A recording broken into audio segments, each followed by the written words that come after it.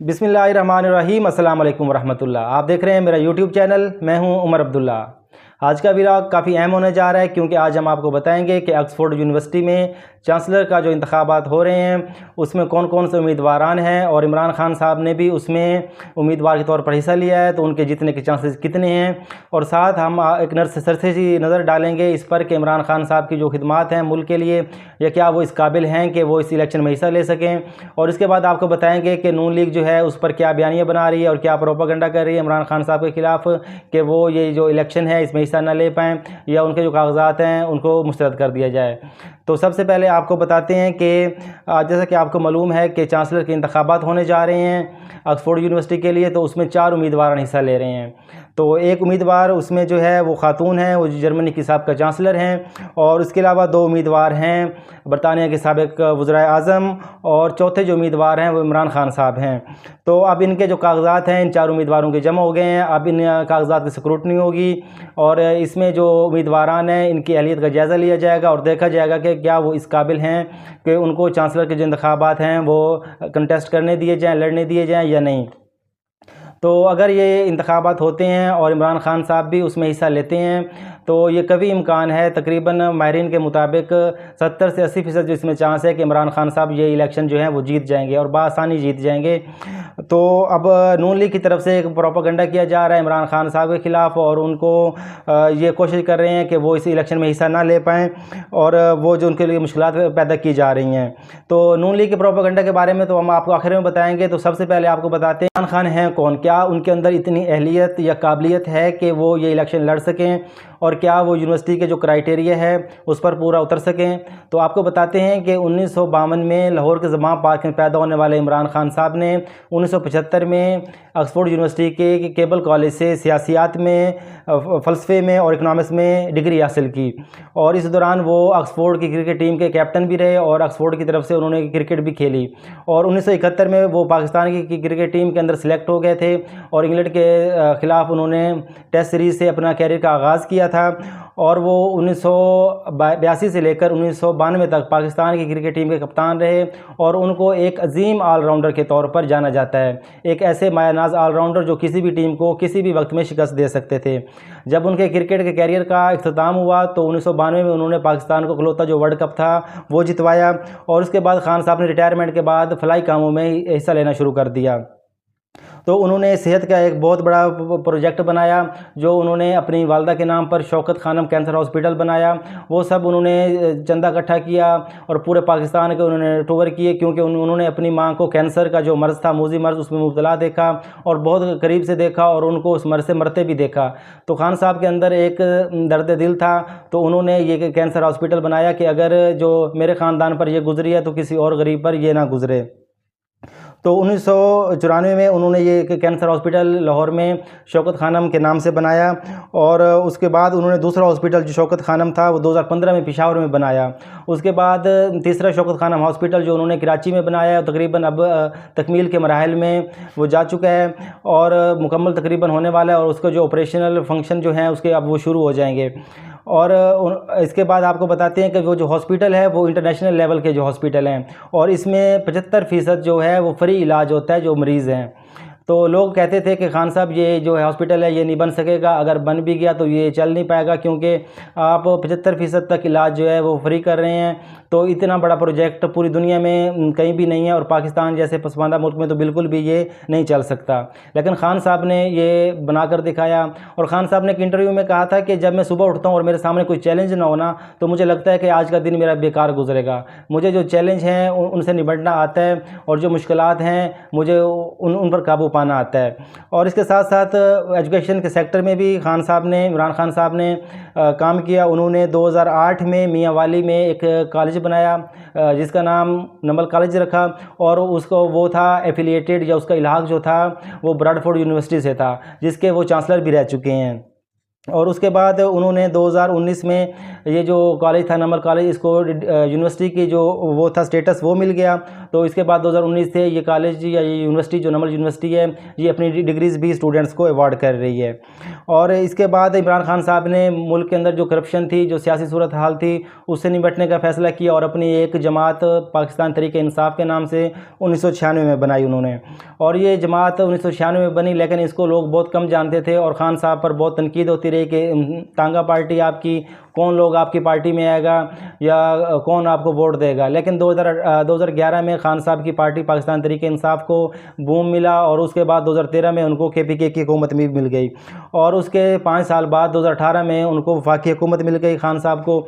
जब वो मरकज़ में आए, जब वो वफाकी हुकूमत में आए, जब वो वज़ीर आज़म बने, तो उनके चंद कारनामे हैं, वैसे तो बहुत सारे हैं लेकिन मैं चंद कारनामे आपको गिनवाना चाहूँगा कि उसमें उन्होंने सेहत कार्ड का एक इजरा किया जो तमाम पाकिस्तानियों के लिए 10 लाख रुपए उनके जो उनका ID कार्ड था उसके अंदर थे कि वो जाकर किसी भी हॉस्पिटल से अच्छे हॉस्पिटल से वहाँ से इलाज करवा सकते हैं 10 लाख का।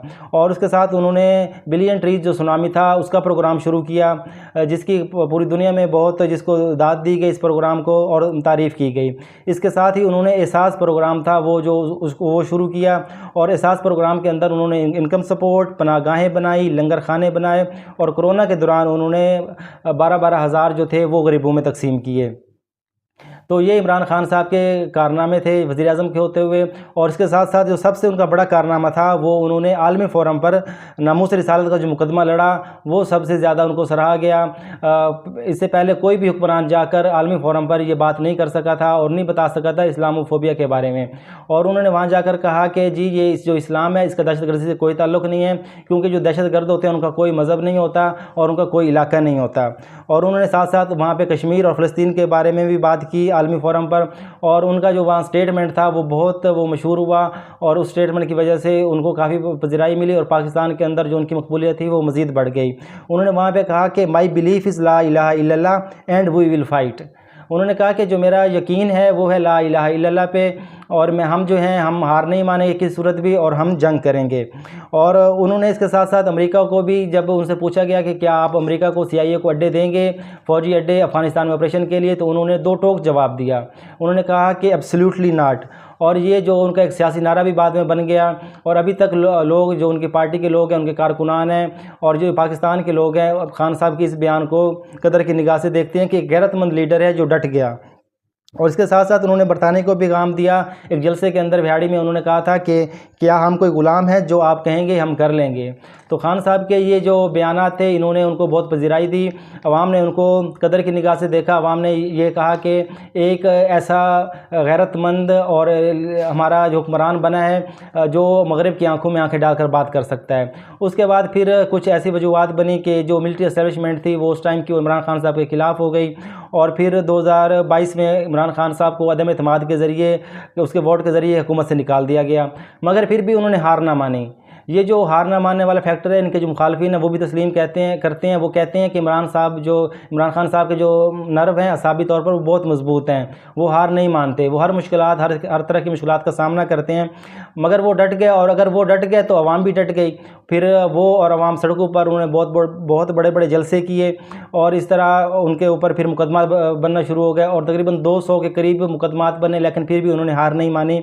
फिर 5 अगस्त 2023 को उनको एक झूठे और सियासी मुकदमे के अंदर गिरफ़्तार कर लिया गया और उसके बाद उनकी अहलिया को भी गिरफ़्तार कर लिया गया और इस टाइम तक अभी तक वो तकरीबन 7 साल होने वाला है, अभी तक वो जेल में हैं और अपने मुकदमात का वो सामना कर रहे हैं। लेकिन फिर भी उन्होंने हार नहीं मानी। जो ताकतवर हैं या जो हुकूमत वक्त है उनकी आंखों में आंखें डालकर बात कर रहे हैं और कोई भी मसला, जैसे पिछले दिनों में एक जलसा रुकवाना था तो वहाँ जाकर उन्होंने बात की जेल में इमरान खान साहब से कि आप अपनी जो कारकुनान को कहें कि ये जलसा भी मुलतवी कर दें और 8 सितंबर को जलसा कर लें। तो इमरान खान साहब ने आंखों में आंखें डालकर हमेशा बात की है। उन्होंने कहा कि मैं जब जेल के अंदर हूँ तो मैं नमाज़ पढ़ता हूँ और वो मुझे ताकत देती है और इस वजह से वो मैं अभी तक मजबूत हूँ और मैं असाबी तौर पर बहुत स्ट्रॉन्ग हूँ। फिर इलेक्शन हुए फरवरी 2024 में, 8 फरवरी 2024 को इलेक्शन। तो पूरा पाकिस्तान जानता है कि वोट किसको पड़ा और जो वोट था फिर उसको किस तरह मैनेज किया गया। असल में ये इलेक्शन 8 फरवरी का नहीं था, ये इलेक्शन 9 फरवरी का था, क्योंकि अवाम ने तो 8 फरवरी को वोट डाल दिया था, लेकिन उस वोट को फिर मैनेज करने के लिए 9 फरवरी का सहारा लिया गया। उस दिन फॉर्म 47 बनाए गए और जो हारे हुए लोग थे उनको जितवाया गया। तो ये है इमरान खान साहब। इमरान खान साहब ने हेल्थ के सेक्टर में, इमरान खान साहब ने एजुकेशन के सेक्टर में और पाकिस्तान की जो पॉलिटिकल सेक्टर है उसमें उन्होंने काम किया और अपने मुल्क का एक खुददार लीडर के तौर पर वो सामने आए। तो ये इमरान खान साहब अब जो देखते हैं कि क्या ऑक्सफोर्ड यूनिवर्सिटी के लिए उसके जो क्राइटेरिया इस पर पूरा उतरते हैं या नहीं उतरते। तो नून लीग ने इस पर प्रोपेगेंडा शुरू कर दिया है और उन्होंने ऑक्सफोर्ड यूनिवर्सिटी को काफ़ी सारी ईमेल्स भी की हैं जिसमें इमरान खान के खिलाफ उन्होंने शिकायतें लगाई हैं। उन्होंने कहा है कि ये शख्स जो है इस काबिल नहीं है कि इसको यूनिवर्सिटी का जो चांसलर है वो बनाया जाए। और उन्होंने एक दरख्वास्त भी दी है उनके जो रहनुमा हैं लंदन में, खुर्रम भट्ट साहब ने, इमरान खान साहब के ख़िलाफ़ कि उनको जो चांसलर के तौर पर उनको नामज़द ना किया जाए। और उन्होंने एप्लीकेशन में ये भी लिखा है उस पटिशन में कि इमरान खान साहब इस अजीम यूनिवर्सिटी के चांसलर बनने के अहल नहीं हैं। इमरान खान माली करप्शन में मुलविस हैं। उसने मज़ीद ये भी लिखा है कि उन्हें बदउनवानी पर तोशाखाना केस में सज़ा सुनाई गई है और साथ साथ 190 मिलियन पाउंड केस से भी तफसीली तौर पर यूनिवर्सिटी को उन्होंने आगाह किया है कि उनको सज़ा हुई है इसमें और ये एक बददियानत आदमी है, तो आप इसको किस तरह से अपनी यूनिवर्सिटी का जो है अजीम अदारे का चांसलर जो है वो नामज़द कर सकते हैं। तो उस शख्स ने मज़ीद कहा कि इन काबिल तरदीद जो सबूत हैं, शवाहिद हैं, उनकी फराहमी के बाद इस बात का इम्कान नहीं कि इन्हें चांसलर बनने का और इंतखाबात लड़ने का जो है मौका दिया जाए।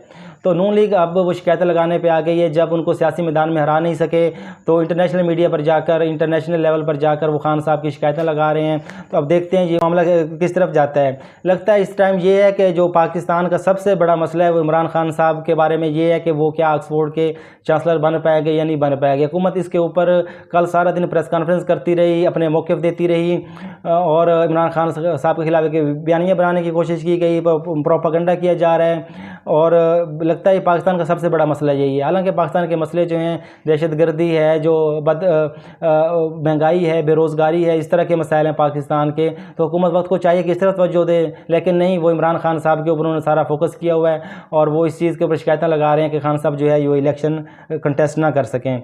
तो एक डेली मेल जो एक जरीदा है यूके का, तो उसने इमरान खान साहब के बारे में खबर दी और उसमें उन्होंने एक लफ्ज़ इस्तेमाल किया डिसग्रेस का, जिसको नून लीग लेकर बगलें बजा रही है और बहुत खुश हो रही है कि इमरान खान साहब के खिलाफ इस तरह का उन्होंने लफ्ज़ इस्तेमाल किया है। लेकिन इससे पहले जो है वो नवाज शरीफ साहब के बारे में भी वही जरीदा बहुत सारे दफ़ा इस तरह के लफ्ज़ इस्तेमाल कर चुका है। तो हम आपको बताते हैं कि कितनी दफ़ा ये जरीदा जो है वो नवाज शरीफ साहब के खिलाफ इस तरह के अल्फाज जो हैं वो इस्तेमाल कर चुका है, लेकिन नून लीग को वो याद नहीं है, उसके चीज़ का एहसास नहीं है। एक दफ़ा इमरान खान साहब के खिलाफ इस्तेमाल हो गया तो वो उसको लेकर खुश हो रहे हैं। तो डेली मेल ने लिखा था 2017 में, 2 नवंबर 2017 में उन्होंने लिखा था अपने जरीदे में कि Pakistan disgraced ex prime minister Nawaz Sharif returns home from London. और उसके बाद उन्होंने 3 अक्टूबर 2017 में लिखा कि Pakistan disgraced x PM re-elected head of ruling party as US Defense Secretary Mattis says Trump will give Pakistan one more chance। Noon league जो है इन चीज़ों की तवज्जो नहीं देती, जो किसी और के खिलाफ अगर बात हो जाए तो उस पर वो बगलें बजाना शुरू कर देती है। और फिर उन्होंने डेली मेल ने 19 नवंबर 2019 में एक और बयान दिया, नवाज शरीफ के खिलाफ अपनी हेडलाइन बनाई। उसमें उन्होंने लिखा कि disgraced prime Pakistan PM Nawaz Sharif flies to London for medical treatment after his jail term for corruption is suspended. तो उसके बाद उन्होंने एक और ख़बर दी 13 जुलाई 2018 को, तो उसमें भी उन्होंने यही लिखा कि disgrace former prime minister Pakistan prime minister Nawaz Sharif head straight to jail over corruption conviction after returning to the country from London. तो ये जो डेली मेल है वो इस तरह के नवाज शरीफ साहब के बारे में भी लिख चुका है। उसके अलावा वो जो बरतानिया के साबिक़ वज़ीर-ए-आज़म थे बोरिस जॉनसन, उनके बारे में भी, और इस तरह जो बाकी वज़ीर-ए-आज़म हैं जो मुल्क के, जब उनके पास पावर ख़त्म हो जाती है, वो उधर से हट जाते हैं, तो उनके खिलाफ इस तरह की चीज़ें जो हैं वो अखबार लिखते रहते हैं। इसमें कोई बड़ी बात नहीं है। इस पर उस्मा बुखारी साहबा ने एक ट्वीट भी किया है और उन्होंने कहा है कि जी ये हमें जो है ये इंग्लिश पढ़ना नहीं आती, तो हमें ये कोई बंदा इसका तर्जमा जो है वो बता दे। तो अब नून लीग इस पर बहुत खुश हो रही है, हालांकि ये कोई इतनी बड़ी बात नहीं है जिस पर वो बगलें बजा रहे हैं। और तलाल चौधरी साहब ने भी इस पर एक बयान दिया है। उन्होंने कहा है कि इमरान खान जैसे लोग चांसलर बनेंगे तो फिर तलबा पर क्या असर पड़ेगा। जी हाँ, ये तलाल चौधरी साहब बयान दे रहे हैं। उनकी अपनी क्वालिफ़िकेशन क्या है या उनका अपना स्टेटस क्या है, कतई नज़र इस चीज़ के बजाय इसके कि वो इसको चीज़ को देखते, लेकिन इमरान खान साहब के चांसलर बनने के ऊपर भी उन्होंने सवाल उठा दिया है। और इसके साथ साथ आपको बताते चलें कि कनाडा की यूनिवर्सिटी के अंदर नवाज शरीफ के बारे में, उनकी जो करप्शन है उसके बारे में एक एग्जांपल दी गई थी, मिसाल दी गई थी, केस स्टडी के तौर पर उन्होंने इसको लिया था और अपने जो स्टूडेंट्स थे उनको ये चीज़ पढ़ाई थी। तो यहाँ पे लिखा हुआ है खबर में कि Canada's number 1 university uses Nawaz Sharif as prime example for corruption. तो इसकी एक वीडियो भी है। तो उस चीज़ में वो जब वो पढ़ा रहे थे अपने स्टूडेंट्स को, तो इस तरह के इनके अपने हालात हैं, लेकिन दूसरों पर ये उंगली उठाने से बाज नहीं आते। तो इस बारे में, डेली मेल के बारे में पहले भी जो नून लीग का मौक़िफ़ था वो भी आपको सुनवा देते हैं कि नून लीग जो थी वो पहले इसके बारे में क्या कहती थी, और उनकी जो एक वो लीडर थी मरीम औरंगज़ेब साहबा, तो उन्होंने इसके बारे में क्या बयान दिया था कुछ अर्सा पहले। ये डेली मेल की झूठी स्टोरियों से आप पाकिस्तान के अवाम की राय नहीं बदल सकते। और 2016 और 2017 में और 2018 में डेली मेल जो है वो फेक स्टोरीज, प्लांटेड स्टोरीज की वजह से बंद होने लगा था यूके गवर्नमेंट की तरफ से। जी हाँ, तो आपने ये सुन लिया। तो उनके पहले डेली मेल के बारे में इस तरह के बयानात थे, लेकिन अब डेली मेल की इस खबर को लेकर वो बहुत खुश हो रहे हैं। तो खबरें कुछ और भी हैं, वो आपको बताएंगे अगले व्लॉग में। इसके साथ ही मुझे दी इजाज़त। पाकिस्तान जिंदाबाद।